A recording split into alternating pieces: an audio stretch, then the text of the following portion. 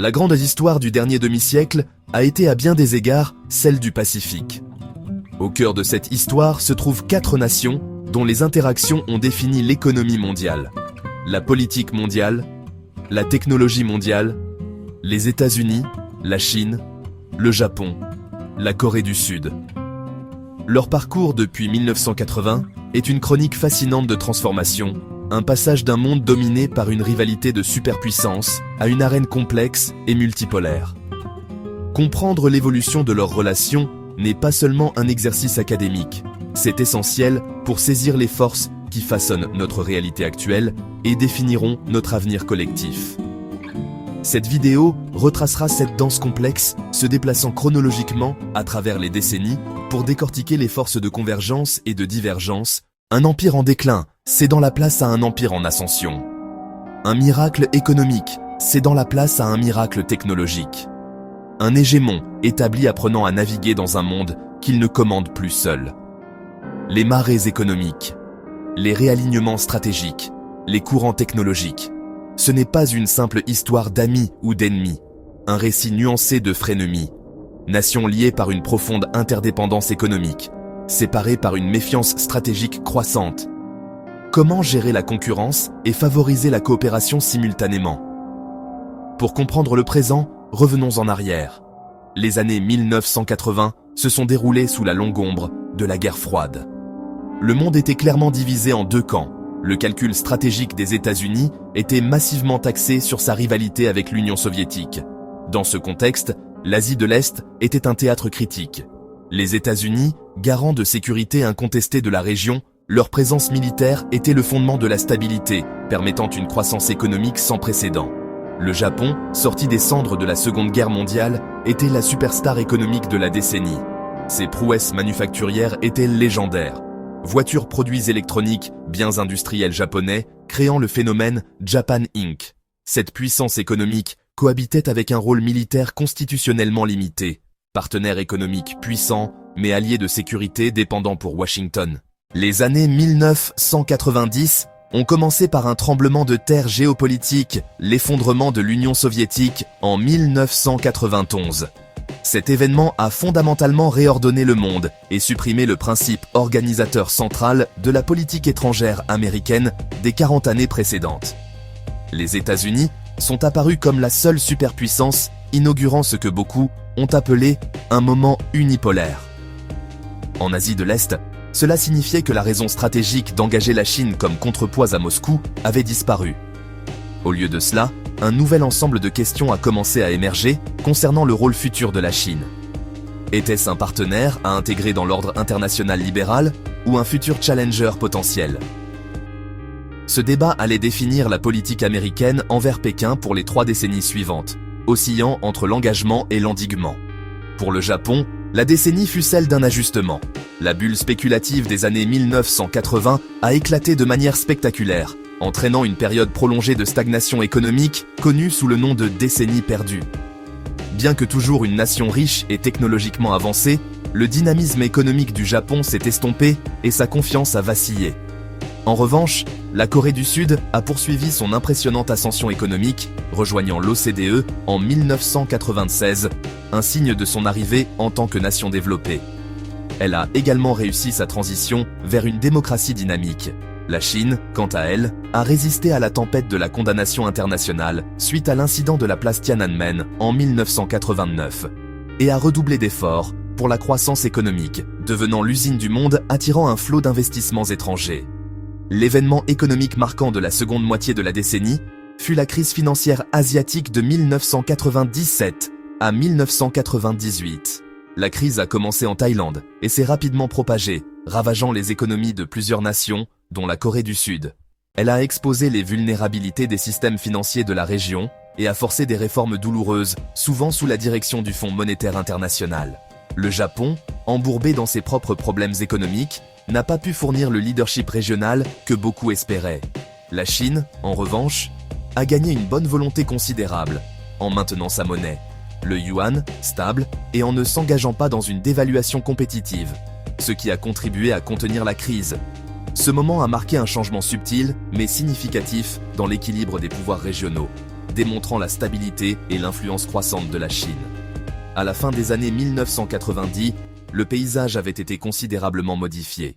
Section 4. Les années 2000, l'ascension de la Chine et l'ère de l'interdépendance.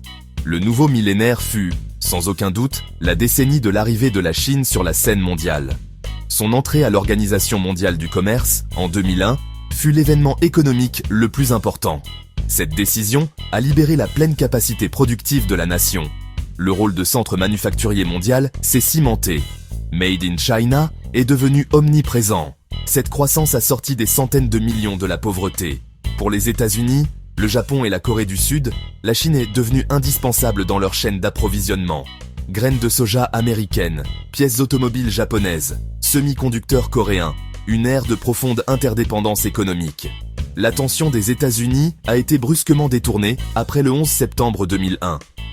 Washington s'est concentré sur la guerre contre le terrorisme, intervention prolongée et coûteuse en Afghanistan et en Irak. Cette distraction a créé une fenêtre d'opportunité pour la Chine. Le dragon chinois a pu croître avec moins de pression stratégique de Washington. Pékin a étendu son influence économique et diplomatique à travers le globe. En public, il prônait une montée pacifique. Le Japon et la Corée du Sud ont aussi profité de cette croissance. Leurs économies ont fourni composants haute technologie et machines industrielles. Toyota, Samsung, Hyundai. Mais cette symbiose reposait sur des tensions politiques et historiques latentes. L'intégration économique n'efface pas la méfiance profonde. Section 5. Les années 2010. Du partenariat à la compétition stratégique. Les années 2010 ont marqué la décennie où les tensions sous-jacentes dans la relation les États-Unis-la Chine. L'ère où l'on supposait que l'intégration économique mènerait à la libéralisation politique en Chine a pris fin. Sous Xi Jinping, arrivé au pouvoir en 2012, la Chine est devenue plus affirmée sur la scène mondiale et plus autoritaire chez elle. Pékin a lancé l'initiative La Ceinture et la Route, un plan colossal d'infrastructures mondiales pour étendre son influence. Ce n'était plus la Chine discrète des années 2000. C'était une Chine qui cherchait à façonner l'ordre mondial à son avantage, défiant le statu quo de l'après-guerre froide. En réponse, les États-Unis ont recadré leur approche. Le pivot vers l'Asie de l'administration Obama a recentré l'attention stratégique sur la région, renforçant les alliances, promouvant le partenariat transpacifique. Sous Trump, le changement s'est accéléré, la Chine qualifiée de concurrent stratégique et une guerre commerciale lancée. La concurrence ne concernait plus seulement l'économie, elle s'est étendue à la technologie, entreprises comme Huawei devenant des points focaux dans une lutte mondiale pour l'avenir des réseaux 5G et des infrastructures numériques. Cela a marqué une rupture fondamentale dans la relation, passant du partenariat à une rivalité ouverte. Section 6, le monde en 2025. Une toile complexe de rivalité et de coopération. En ce jour, 27 novembre 2025, le paysage international est plus complexe et tendu qu'à tout autre moment depuis la fin de la guerre froide. La relation entre les États-Unis et la Chine s'est établie dans un état de rivalité systémique et durable. Il ne s'agit pas d'une répétition de la guerre froide. Les deux puissances restent profondément liées économiquement. Il s'agit plutôt d'une compétition multiforme. Technologie, économie, posture militaire, influence diplomatique. Les principaux champs de bataille sont la domination des technologies fondamentales, l'intelligence artificielle, l'informatique quantique, la biotechnologie, réseaux futuristes de nœuds connectés, IA, énergie verte, chaîne d'approvisionnement, avec les drapeaux des États-Unis, Chine, Japon et Corée du Sud. Cette rivalité centrale continue de façonner les choix du Japon et de la Corée du Sud. Les deux nations ont renforcé leurs alliances avec les États-Unis. Washington est reconnu comme le partenaire de sécurité indispensable. Le Japon a considérablement augmenté ses dépenses de défense. Le Japon joue un rôle plus proactif dans les coalitions de sécurité régionales comme le Quad, États-Unis, Australie, Inde. La Corée du Sud, alliée forte des États-Unis, mène un délicat exercice d'équilibriste. Elle essaie de préserver sa gigantesque relation économique avec la Chine, tout en gérant la menace de sécurité de la Corée du Nord. La péninsule coréenne reste un point chaud persistant. Pourtant, le tableau n'est pas celui d'une hostilité implacable. Paradoxalement, l'ampleur des défis mondiaux a forcé ses rivaux à coopérer. La menace existentielle du changement climatique, la vulnérabilité partagée aux futures pandémies. La nécessité de maintenir la stabilité financière mondiale. Nous le voyons en pratique. Des scientifiques américains et chinois collaborent sur la recherche en énergie verte. Des entreprises japonaises et coréennes investissent dans des projets durables à travers l'Asie. Les 4 gouvernements participent à des forums mondiaux comme le G20 pour gérer les crises économiques. Cela crée une double réalité. Concurrence féroce dans un domaine, recherche d'un terrain d'entente dans un autre. Par conséquent, la situation en 2025 est définie par un mélange désordonné et souvent contradictoire de coopération et de compétition. Les alliances sont renforcées. Les budgets militaires augmentent. La compétition technologique est féroce. En même temps, les chaînes d'approvisionnement, bien que diversifiées, restent profondément intégrées. Les étudiants et les touristes, les entreprises des 4 pays.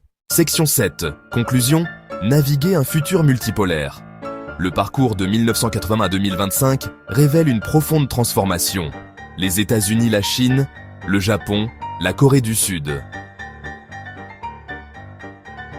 Nous sommes passés d'un ordre stable de la guerre froide à un système dynamique et multipolaire dans le Pacifique. L'essor économique du Japon. L'essor économique de la Corée du Sud. L'essor spectaculaire de la Chine. L'ère de la primauté américaine incontestée a cédé la place à une ère de compétition où l'influence doit être gagnée. L'idée que l'intégration économique mènerait à l'harmonie politique est fausse, elle a été remplacée par une rivalité interdépendante. Méfiance stratégique, système politique concurrent, grief historique, course à la suprématie technologique, échanges et investissements massifs, chaîne d'approvisionnement intégrée, changement climatique, pandémie. Cette dualité définit notre époque. Les politiques de pure confrontation ou de pur engagement ne sont plus viables. Il faut une stratégie de coexistence compétitive, reconnaître la rivalité, établir des garde-fous pour éviter la catastrophe. Améliorer la coopération exige diplomatie pragmatique et disciplinée. Maintenir des lignes de communication ouvertes, dirigeants responsables militaires, planificateurs économiques scientifiques, compartimenter les problèmes, progresser sur la santé publique, progresser sur l'action climatique, renforcer les institutions régionales, établir des règles claires pour le commerce, pour l'investissement et pour le comportement, en zone contestée, cyberespace haute mer. L'établissement de la confiance est lent et progressif, construit sur de petits actes concrets de coopération.